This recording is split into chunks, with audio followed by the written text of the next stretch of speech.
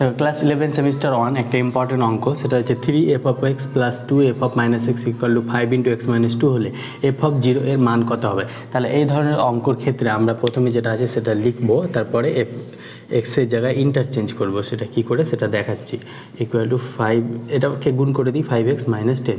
তাহলে এখানে যদি x এর পরিবর্তে x = যদি -x লিখি, তাহলে মানে x এর পরিবর্তে -x লিখি, তাহলে কী হবে 3f(-x + 2f(x), এই -xটা +x হয়ে যাবে, = x এর জায়গায় -x হলে এটা হয়ে যাবে 5x, আর এখানে হয়ে যাবে -10।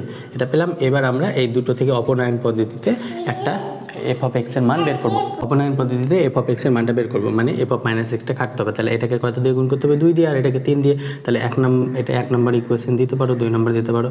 তাহলে 1 × 3 - 2 × 2 করতে হবে।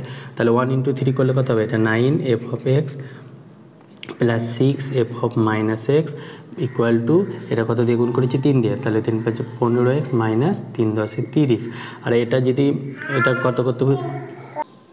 তাহলে এটা 3 দিয়ে গুণ করলাম। এবার এটাকে 2 নম্বরকে 2 দিয়ে গুণ করলে কত হবে? 3 × 2 = 6f(-x). তাহলে এখানে আমরা লিখে দেবো 6f(-x) এর নিচে -x, আর এটা হয়ে যাবে 4f(x), আর এটা হয়ে যাবে -2 5 × 2 = 10x -10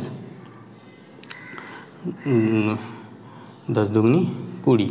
তাহলে এটাকে আমরা এবার বিয়োগ করব। তাহলে বিয়োগ করলে গেলে কত হবে? এটা মাইনাস হয়ে যাবে, মাইনাসের জায়গায় এটা প্লাস হয়ে যাবে।